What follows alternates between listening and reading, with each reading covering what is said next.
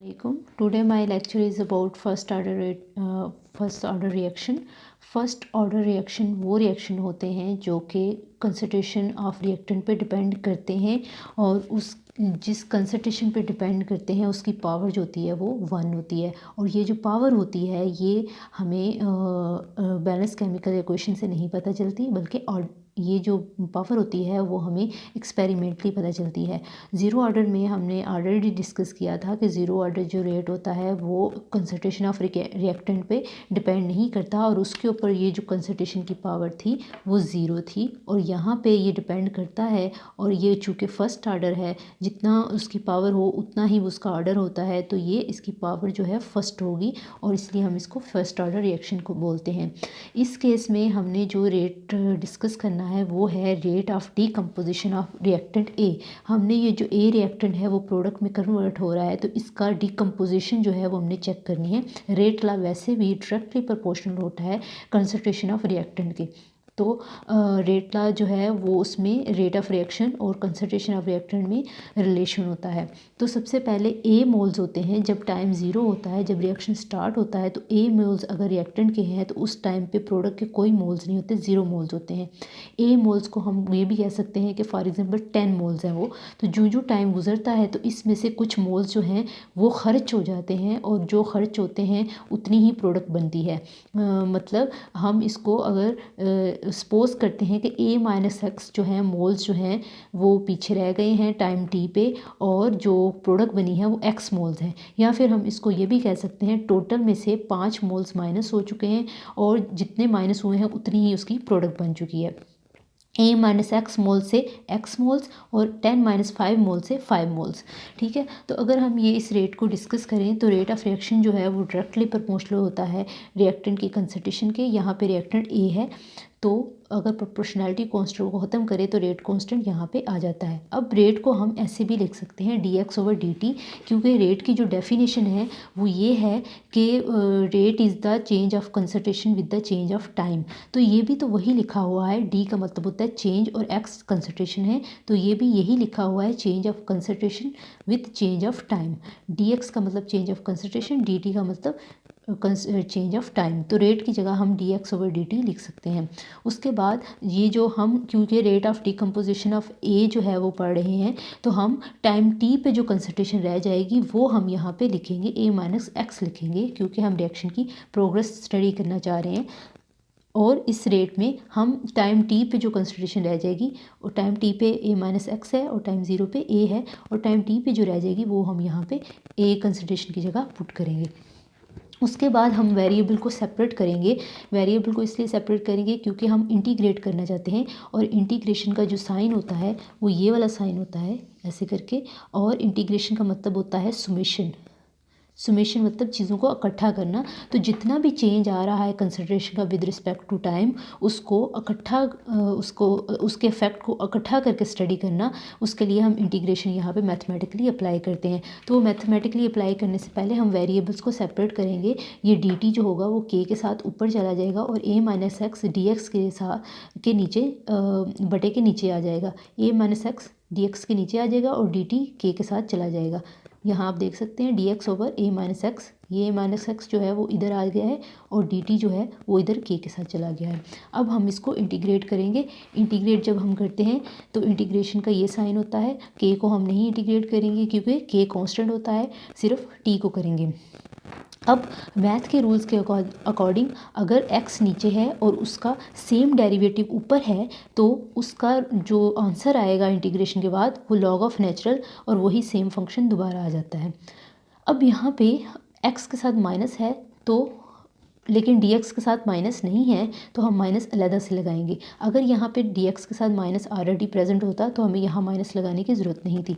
मतलब जो x के साथ नीचे साइन हो वही उसके डेरिवेटिव का साइन होना चाहिए, अगर नहीं है तो हमें लगाना पड़ेगा। अगर यहाँ प्लस होता तो हमें माइनस लगाने की ज़रूरत नहीं थी। जो साइन यहाँ होगा वो यहाँ पे होना चाहिए, और अगर नहीं तो हम लगा देंगे। तो a माइनस एक्स मतलब x है और उसका डेरिवेटिव सेम ऊपर है बटे के ऊपर, तो इस तरह की इंटीग्रेशन में जो आंसर आता है वो लॉग ऑफ नेचुरल और सेम वही फंक्शन दोबारा a माइनस एक्स रिपीट हो जाता है।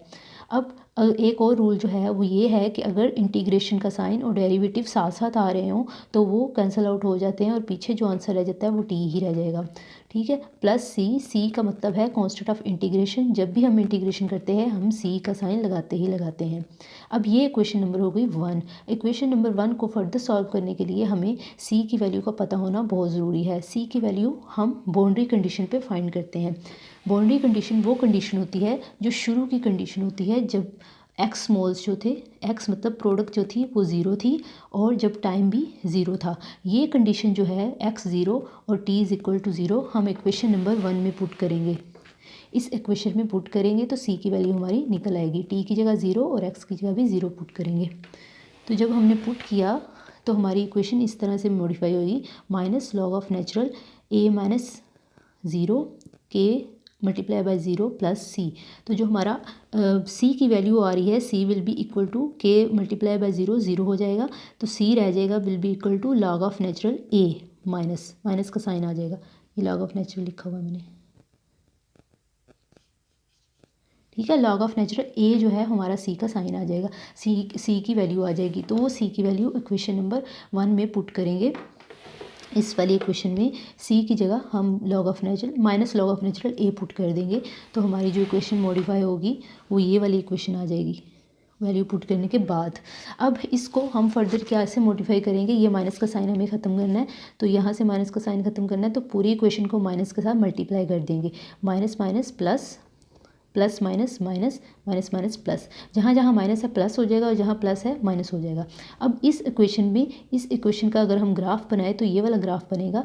ये इक्वेशन स्ट्रेट लाइन इक्वेशन है। स्ट्रेट लाइन इक्वेशन मैथ में किस तरह से होती है, y is equal to m x plus C.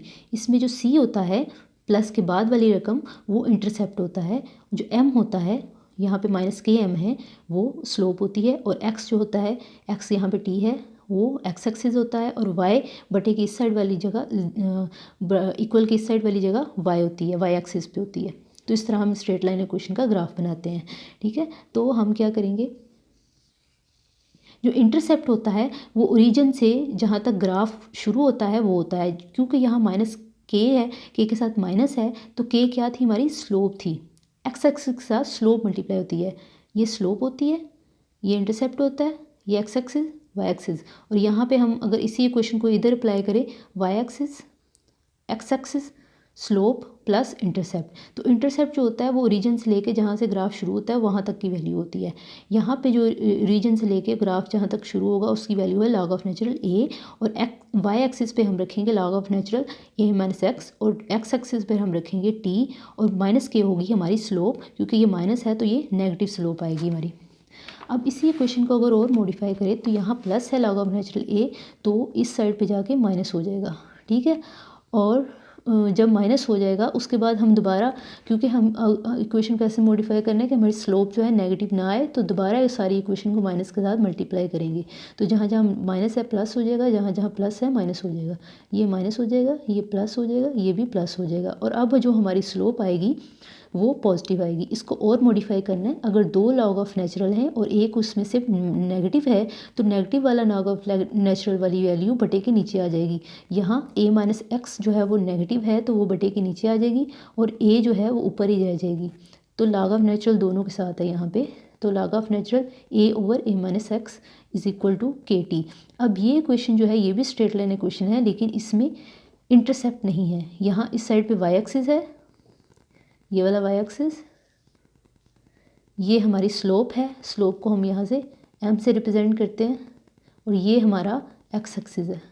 तो इस इक्वेशन का जब हम ग्राफ बनाएंगे तो वो इस तरह से बनेगा, ये वाला ग्राफ, वाई एक्सिस टाइम हमारा एक्स एक्सिस और स्लोप हमारी क्योंकि पॉजिटिव है तो वो ओरिजिन से जा रही है। ओरिजिन से इसलिए जा रही है क्योंकि इंटरसेप्ट नहीं है, इंटरसेप्ट जिसमें हो वो ओरिजिन से ग्राफ नहीं जाता, वो थोड़ा सा ऊपर जाता है और जितना वो ऊपर जाएगा ओरिजिन से वो दरमियान में जो वैल्यू होती है, जो पोर्शन होता है उसको इंटरसेप्ट बोलते हैं। तो इस इक्वेशन में इंटरसेप्ट है ही नहीं, इंटरसेप्ट प्लस के बाद होता है, इसमें प्लस के बाद कुछ भी नहीं है, इसमें प्लस के बाद था लॉग ऑफ नेचुरल ए। अब इस इक्वेशन में लॉग ऑफ नेचुरल को अगर हम ख़त्म करें तो log 10 से भी हम ख़त्म कर सकते हैं, इसकी जगह log 10 लगाएं और 3 2 तो उसकी वैल्यू होती है 2-303 लॉग, और सारी क्वेश्चन वैसे ही रहेगी। और फिर 2.303 जो है वो के नीचे भी हम लेके जा सकते हैं दूसरी साइड पे। तो इससे जो हमारा ग्राफ बनेगा वो भी स्ट्रेट लाइन इक्वेशन होगी, और इसमें भी इंटरसेप्ट नहीं है, और उसका सेम ग्राफ बनेगा जैसे लॉग ऑफ नेचुरल का बना था। ठीक है, और इसको हम स्लोप भी बोलते हैं, इसको हम tan थीटा से भी निकाल सकते हैं, और इसकी वैल्यू होगी k/2-303, और इसमें सिर्फ सिंपल k वैल्यू थी इस वाली इक्वेशन से जो हमने ग्राफ निकाला था। अब हम इसका यूनिट निकालेंगे।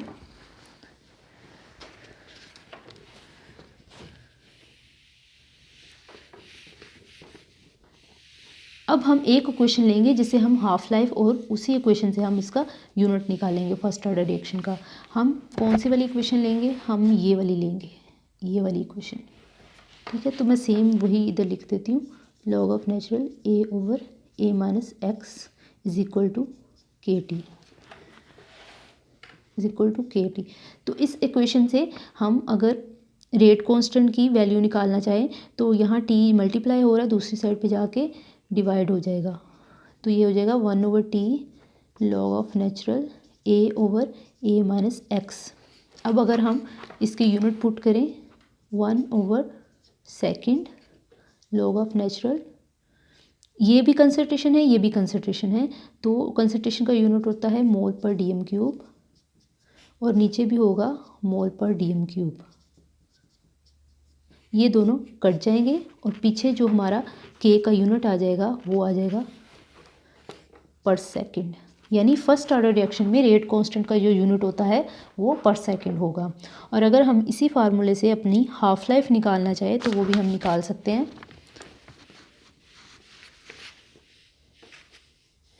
हाफ लाइफ का मतलब होता है कि अगर हमारा 50% जो है वो टाइम जिसमें हमारी जो कंसंट्रेशन है वो 50% रह जाए, उसको बोलते हैं half life. First half life के बाद 50%, सेकेंड हाफ लाइफ के बाद इससे भी आगे 25% इसका हाफ रह जाएगा, थर्ड हाफ लाइफ के बाद इसका भी हाफ 17% रह जाएगा। तो हर हाफ लाइफ के बाद जितनी भी कंसंट्रेशन होगी वो 50% हो जाएगी। फर्स्ट हाफ लाइफ के बाद 100 से 50% होगी। तो हाफ लाइफ निकालने का फार्मूला ये है कि हम टी को लिखेंगे, टी की जगह हम लिखेंगे टी हाफ, और ए की जगह हम लिखेंगे ए हाफ, ए हाफ इस तरह हम लिखेंगे। तो ये जब हम वैल्यूज़ पुट करेंगे तो हम यहाँ से हाफ लाइफ जो है वो निकाल सकते हैं। सॉरी, एक्स की जगह हम लिखेंगे, क्योंकि एक्स जो है वो अमाउंट होती है जो रिएक्टेंट में यूज़ होती है और उसके बाद प्रोडक्ट बनती है। तो हम एक्स की जगह हाफ लिखेंगे, a/हाफ। एक्स वो अमाउंट है जो इनिशियल कंसंट्रेशन का हाफ होगी, और उतनी ही प्रोडक्ट बनेगी आगे जाके। तो अगर हम ये दोनों वैल्यूज़ पुट करें, पहले तो हम टी की जगह हाफ लिखेंगे, और के हम दूसरी तरफ ले जाएंगे, यहाँ मल्टीप्लाई हो रहा है, दूसरी साइड पे जाके डिवाइड होगा के, लॉग ऑफ नेचुरल a/, और x की जगह हम लिखेंगे हाफ। ठीक है, अब a में से हाफ उसकी अमाउंट निकाल दी जाए, 1a है फॉर एग्जांपल, 1a में से हाफ निकाल दिया जाए a, तो पीछे हाफ ही रह जाता है।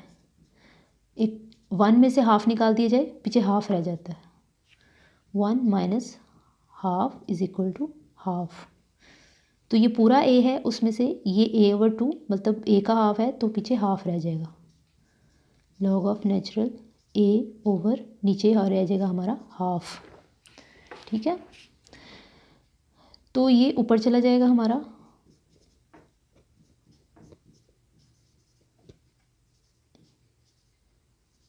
ये कट जाएगा। अब यहाँ पे आगे लॉग ऑफ नेचुरल जो 2 होता है वो होता है इक्वल टू 0.693। तो अगर हम ये वैल्यू पुट करें तो t half will be equal to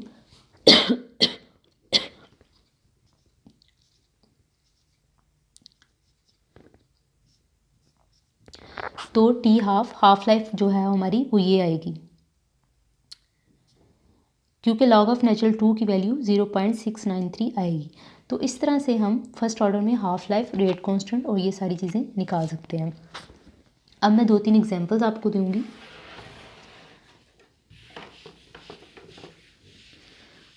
first order में हम ज़्यादातर जो है वो वॉल्यूमेट्रिक एनालिसिस करते हैं।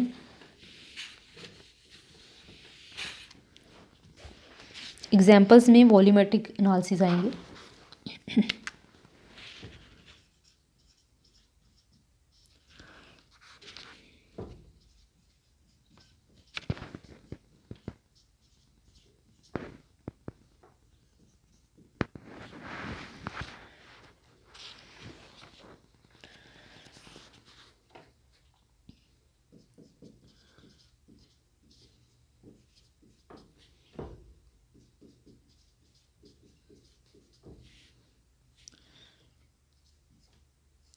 इसके बाद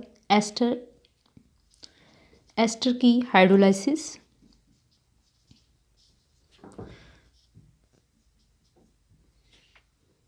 एसिड प्लस अल्कोहल,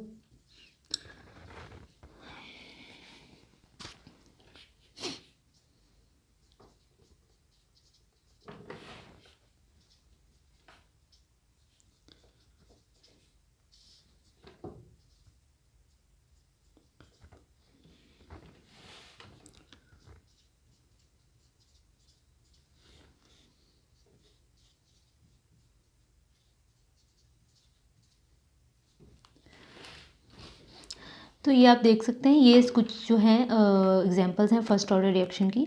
तो ये एग्जांपल, इस सब में हम वॉल्यूमेट्रिक एनालिसिस करते हैं। उससे हम पता चलाते हैं कि रेट ऑफ रिएक्शन जो है इस रिएक्टेंट की कंसंट्रेशन के लिहाज से कैसे चेंज हो रहा है। और इसमें हम टाइट्रेशन करते हैं और इसमें हम KMnO4 यूज़ करते हैं। तो जितना KMnO4 यूज़ होगा उससे हमें पता चल जाएगा कि रिएक्टेंट कितना यूज़ कर रहा है। एस्टर जो होता है वो हाइड्रोलाइज होकर एसिड बनाता है। तो एसिड में जितनी बेस की अमाउंट यूज़ होगी एसिड बेस टाइट्रेशन में, उतना ही हमें पता चलेगा कि उतना ही जितना बेस यूज़ होगा दिस मीन उतना एसिड बन रहा है, और जितना एसिड बन रहा है उतना ही हमारी रिएक्टेंट की डिकम्पोजिशन हो रही है। तो इनडायरेक्टली बेस यूज़ करके हम एसिड और फिर रिएक्टेंट की डिकम्पोजिशन का रेट फाइंड कर सकते हैं। और उसके बाद जो है जितना जो हमारा जो ये सुक्रोज होता है उसकी हाइड्रोलाइसिस होती है, फिर ग्लूकोज और फ्रुक्टोज बनता है। तो जितना जो है वो ये ऑप्टिकली एक्टिव होता है, और जितनी ये प्रोडक्ट ज़्यादा बनती है उतनी ही जो ऑप्टिकल रोटेशन है वो उतनी चेंज होती जाती है। तो जितनी ऑप्टिकल रोटेशन चेंज होती जाएगी उतना हमें पता चलता जाएगा कि हमारा रिएक्टेंट उतना ही ज़्यादा डिकम्पोज हो रहा है। तो इस सब में रिएक्शन में जो हमारा रेट ऑफ रिएक्शन है वो रिएक्टेंट की कंसंट्रेशन जो है वो उसको अफेक्ट कर रही है। रिएक्टेंट की कंसंट्रेशन रेट ऑफ रिएक्शन को अफेक्ट कर रही है। और हमें पता कहाँ चल रहा है, कहीं ऑप्टिकल स्टडी करके, कहीं बेस को यूज़ करके, कहीं KMnO4 ऑक्सीडाइजिंग एजेंट को यूज़ करके, और कहीं सिंपल वॉल्यूमेट्रिक एनालिसिस करके।